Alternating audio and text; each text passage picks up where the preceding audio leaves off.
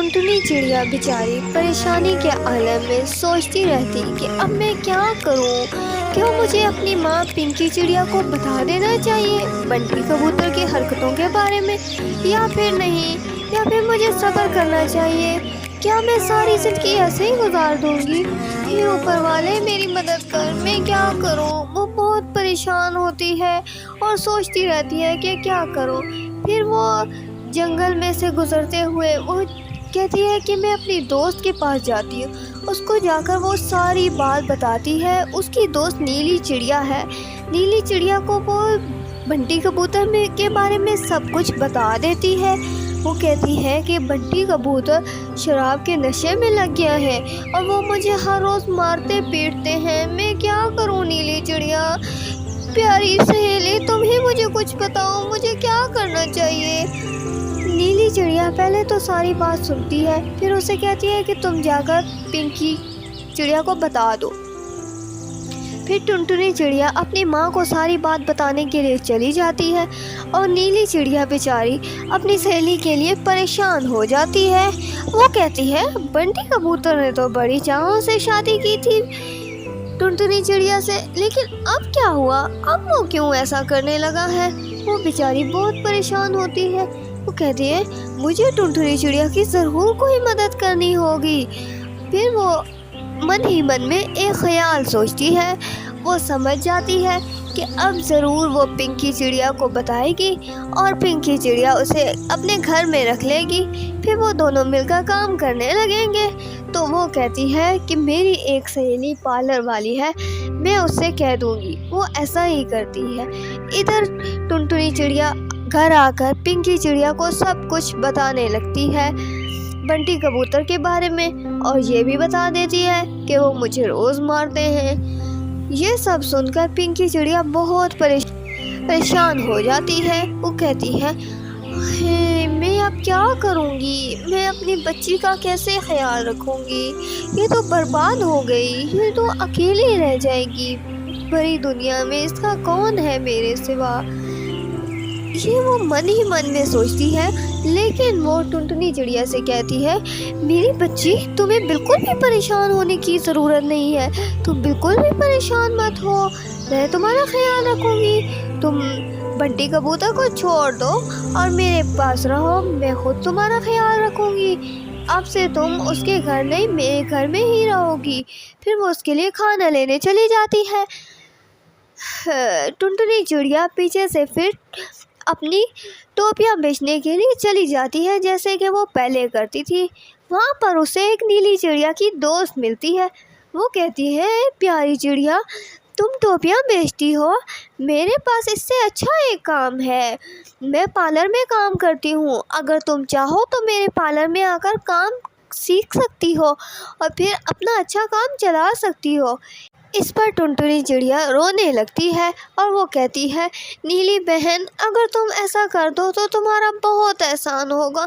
मैं बहुत परेशान हूँ, मैं एक गरीब नन्ही चिड़िया हूँ, मेरे बाबा भी नहीं हैं, वो इस दुनिया से जा चुके हैं और मेरी माँ अकेली काम करती है। मैं भी अपने शोहर को छोड़कर आ चुकी हूँ। अब मैं क्या करूँ? मैं बहुत अकेली हूँ, बहुत बेबस और मजबूर हूँ, प्लीज़ मेरी मदद कीजिए।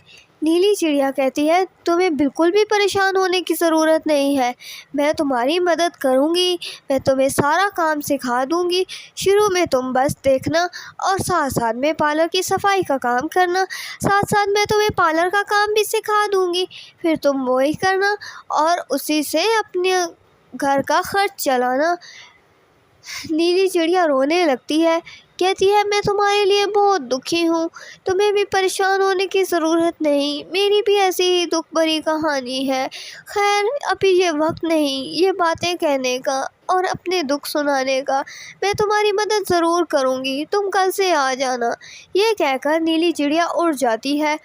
फिर टुनटुनी चिड़िया जंगल से रास्ते से होती हुई अपने घर आ जाती है और अपनी माँ पिंकी चिड़िया को सारी बात बता देती है। पिंकी चिड़िया कहती है अच्छा तो ये बात है, फिर तो नीली चिड़िया ज़रूर कोई फरिश्ता है, वो किसी फरिश्ते के रूप में ही हमारे पास आई है। جس نے تمہاری مدد کی، اور اوپر والے نیلی چڑیا کو اچھا صلہ دے اس کا۔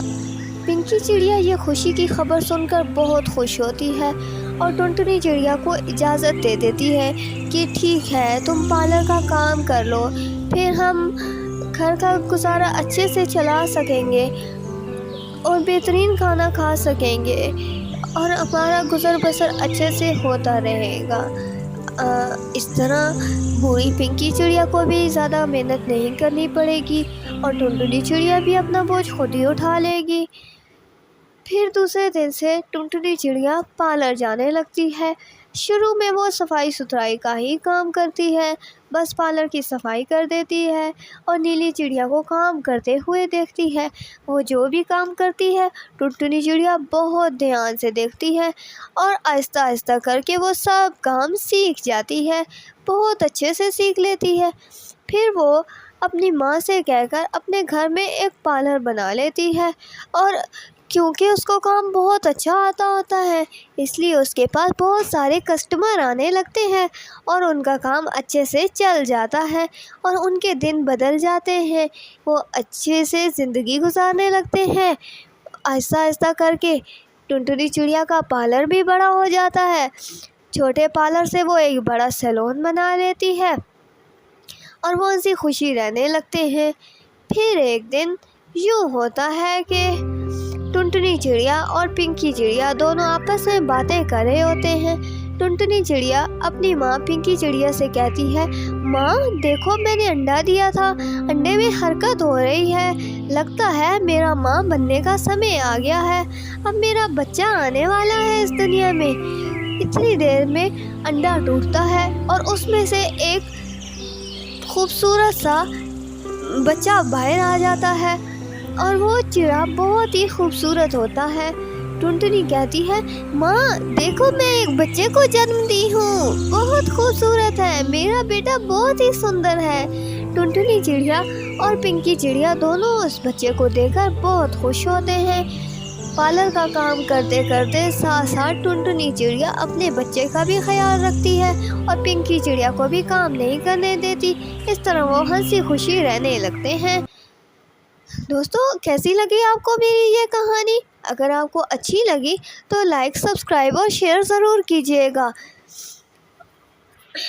مزید اس طرح کی اچھی پیاری پیاری ٹونی چڑیا کی ویڈیوز دیکھنے کے لیے سبسکرائب کیجیے کڈس کارنر چینل کو۔